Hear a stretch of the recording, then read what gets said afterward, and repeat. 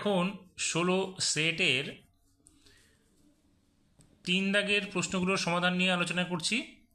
3 দাগের 1 নম্বর প্রশ্নটিতে বলেছে একটি বর্গাকার বাক্সে যতগুলি সারি ততগুলি খোপ আছে, প্রতি খোপে একটি 5 টাকার মুদ্রা, একটি 2 টাকার মুদ্রা ও একটি 1 টাকার মুদ্রা রাখার জন্য মোট 1152 টাকা হয়েছে।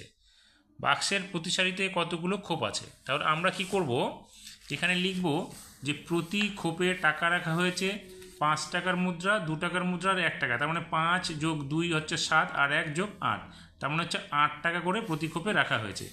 আর মোট টাকা হয়েছে 1152। আমরা কি করব, এই 8 দিয়ে 1152কে ভাগ করে নেব আগে। তাহলে 8 একে 8, এখানে বাজলো 3, 5 হলো, 4 8 32, এখানে 3 বাঁচলো, পরের সংখ্যা 2 নেমে গেল, 4 8 32 হলো। এবার আমরা এই 144-এর বর্গমূল বের করব। বর্গমূল কী হবে? √144, 144কে বর্গমূল করলে কী হবে? 12। তার মানে বাক্সের প্রতি সারিতে 12টি খোপ আছে। 2 নম্বর প্রশ্নটিতে বলেছে তোমাদের পরিবারে মোট মাসিক খরচ 21,200 টাকা, অন্যান্য খরচ 15,750 টাকা এবং বাকি টাকা খাওয়া খরচের জন্য খরচ হয়। এখন যদি খাওয়া খরচ 10% বাড়িয়ে অন্যান্য খরচ 16% কমানো হয়, তাহলে মোট মাসিক খরচ বাড়বে না কমবে এবং কত টাকা বাড়বে বা কমবে আমাদের হিসাব করতে বলেছে। তাহলে মোট মাসিক খরচ 21,200 টাকা, অন্যান্য খরচ 15,750 টাকা, তাহলে খাওয়ার জন্য খরচ কত হবে আমাদের? এই 21,200 থেকে আমরা বিয়োগ করব 15,750 টাকা। তাহলে বিয়োগ করলে আমাদের কত দাঁড়াবে? এখানে 5,450 টাকা। তাহলে এখানে আমরা লিখব 5,450 টাকা। এখন কি বলেছে? খাওয়ার জন্য খরচ 10% বাড়ানো হলো।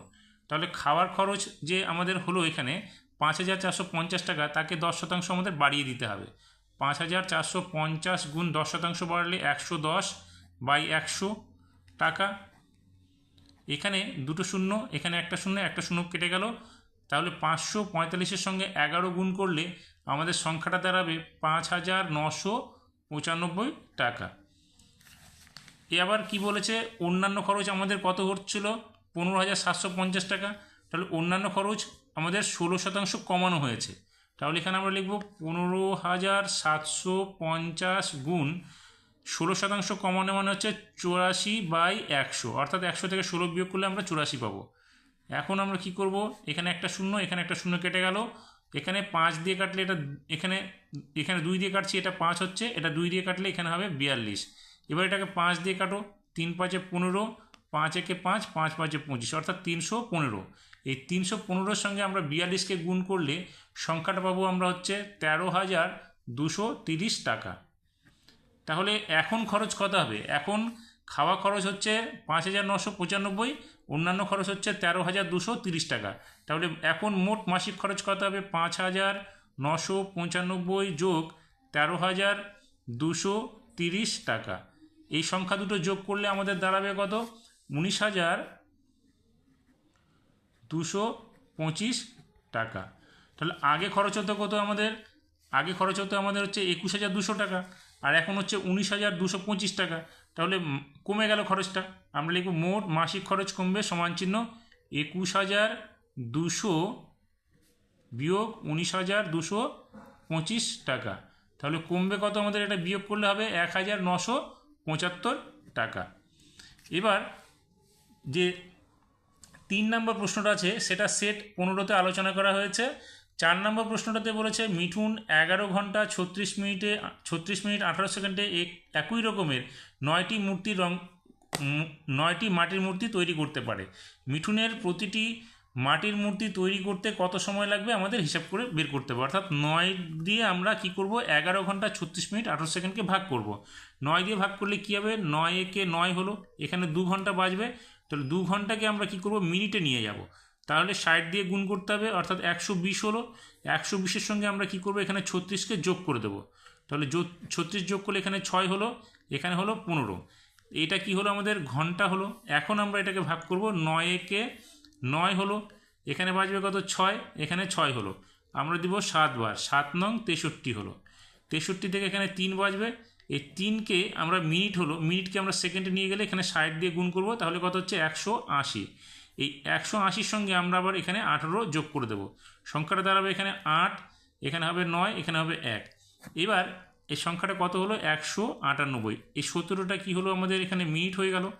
এবার 9 দিয়ে ভাগ করলে 9 দুগুণে 18 হলো, এখানে 1 বাজবে, এখানে 8 নামলো, তাহলে আবার 9 দুগুণে 18 হলো।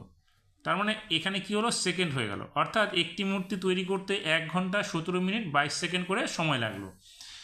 এবার 6 নম্বর যে প্রশ্নটা রয়েছে, 6 নম্বর আগে 5 নম্বর যে প্রশ্নটা রয়েছে সেটা 15তে আলোচনা করা হয়েছে, একটু দেখে নেবে।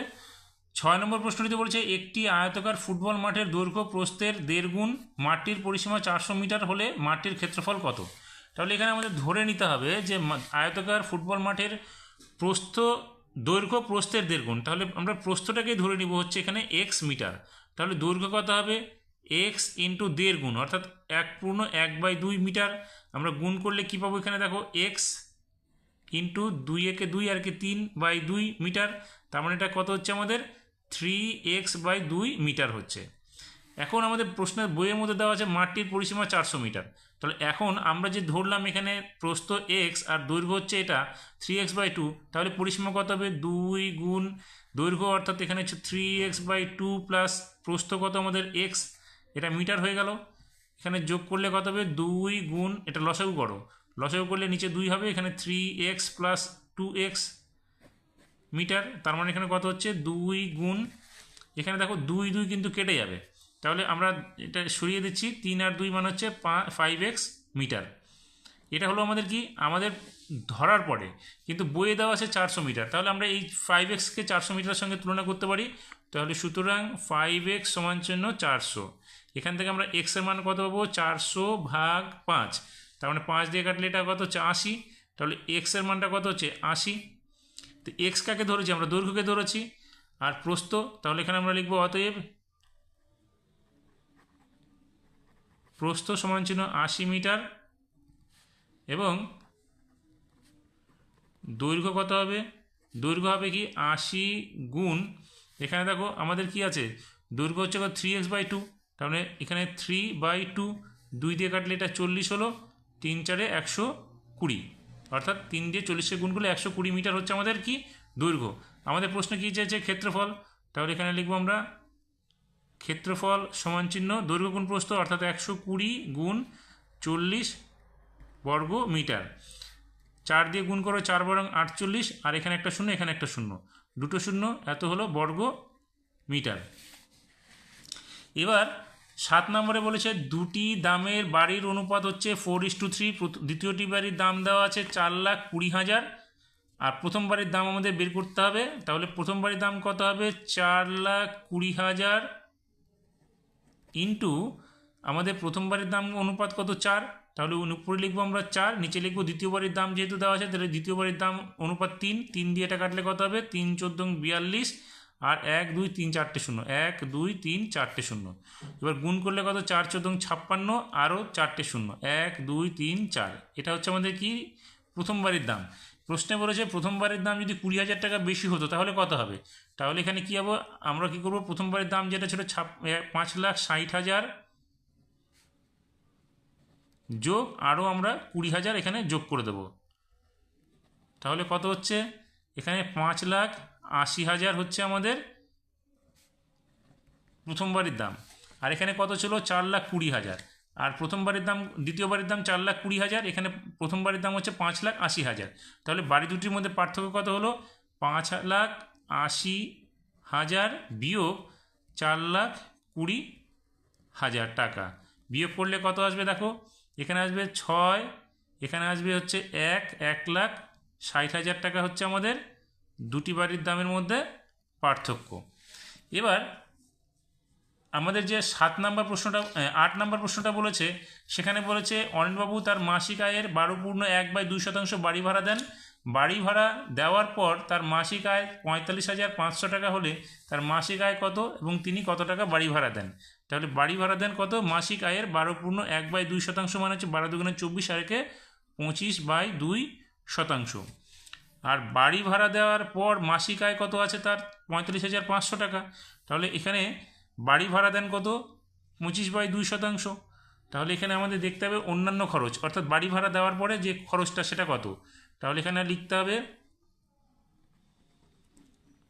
বাড়ি ভাড়া